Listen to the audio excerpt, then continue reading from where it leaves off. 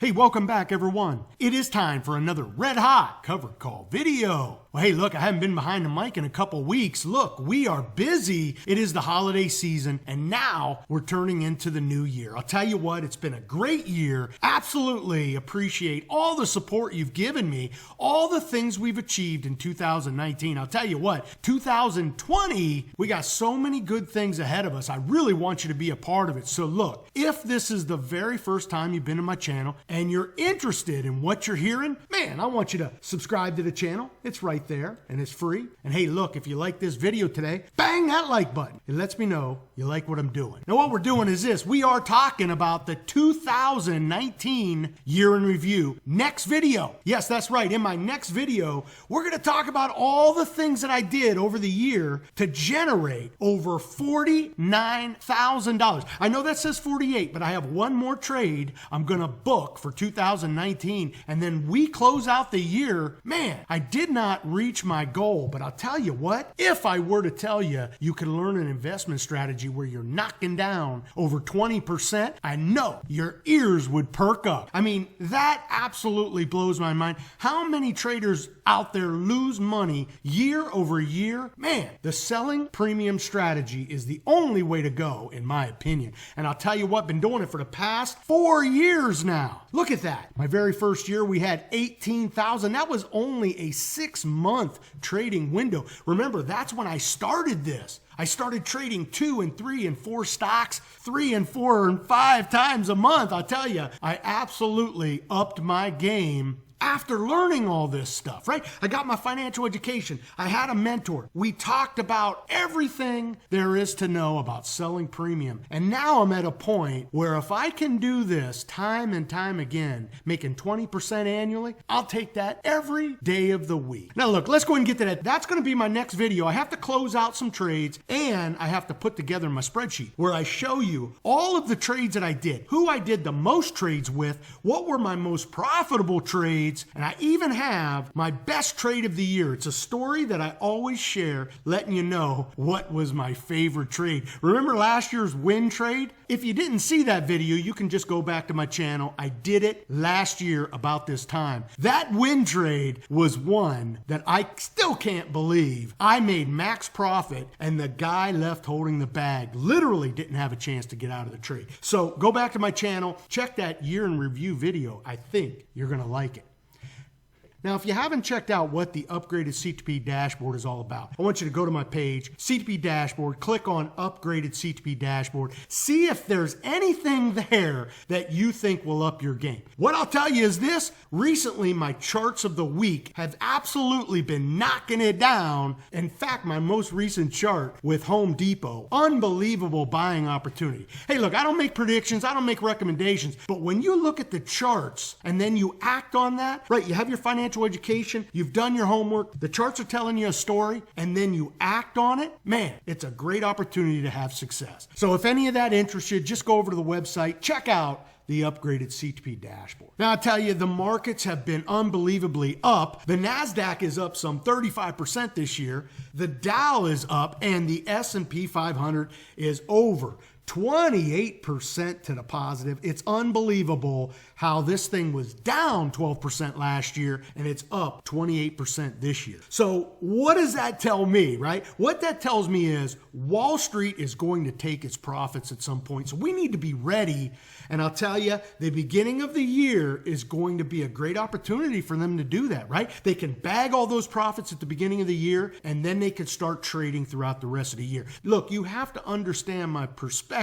I believe since 2008, Wall Street takes their profits in pennies, man. They do not sit on their hands anymore. They take the profits and they move on. And that's just how it is. And with 28% on the board right now, look, I'm telling you, they are going to take some profits. You just need to be ready. Now, when will that happen? I don't know, and it may not even happen. But I have a plan. I have some dry powder on the sidelines ready to go. And look, like I've told you over the years, have your list ready now. See, the markets are moving higher today, but if you think the S&P 500, which has an RSI of 71 right now, which is way overbought, look, you have to have your plan in place right now, and that's very important. So I have my list now. I have my money allocated now, so when this happens, I'm ready to act. I have certain percentages for which I'm ready to buy. So as this thing starts to sell off, I'm buying very disciplined. I'm going to buy 100 here, I buy 100 there. I'm not going to act out of my discipline, right?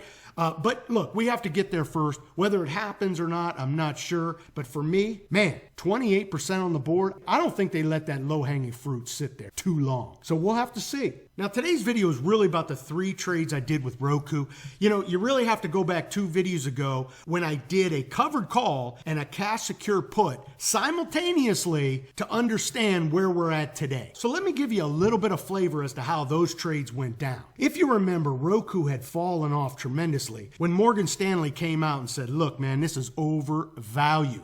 So it fell some 23% in one day. Another brokerage came in the very next day and said, look, this thing hasn't even started to run. You want to get in now. So the very next day it was up 8 points. I looked at that as more of a buying opportunity because remember, Roku is not just a hardware maker. They make software and they license it to all those TVs out there that need that streaming software in their TVs. So they have more revenue stream. And if you go to their website, you'll see they even sell sound bars. They sell their Roku product. Look, they are getting diversified. Now, for me, whether they go higher or not in the future does not matter. This is a 30-day window for me, and I'm going to use this 30-day window to generate some nice premiums. And if the stock moves higher, I collect those out of the money strikes as well. Well, what happens is this. Roku is turning around. It is heading to 150. Remember, I bought Roku at 143X.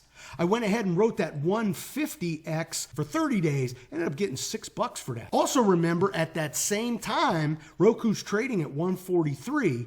I sold that 135 cash secure put about $10 under where it was currently trading. I ended up picking up $5.60 on that. And I'll tell you, if the trade goes my way, I'm going to end up collecting that full $5.60 on the cash secure put because the stock will not trade under that 135 when the 30-day period's over. So I pocket all that. And if the stock finishes above 150, man, they pay me $150 plus the $6, $156 in the pocket on the covered call trade. Well, that was all pie in the sky because I'll tell you what, Roku rallied to 150, then it peeled off. Man, it peeled off into the 130s. I ended up buying back this $6 option for much less. I think I bought it back for less than $1. But now I'm holding Roku, right? The stock is now falling. And to be honest with you, I did my research, right? In that video 2 weeks ago, I told you that I went out and did my research. But at the end of the day, I haven't traded Roku that much. So watching it on a chart versus actually owning it and really feeling the trade is totally different. So I'm feeling it, right? I got my hands on the rail, man. This thing is moving. Well, it actually gets under my 135 mark. So now I'm thinking to myself, geez, if this thing falls under 135, I'm going to own 200 shares of this. I better have a plan. Well, I catch a break. Roku starts to head a little bit higher with the rest of the markets. And sure enough, today, this $5.60 cash secured put is off the board.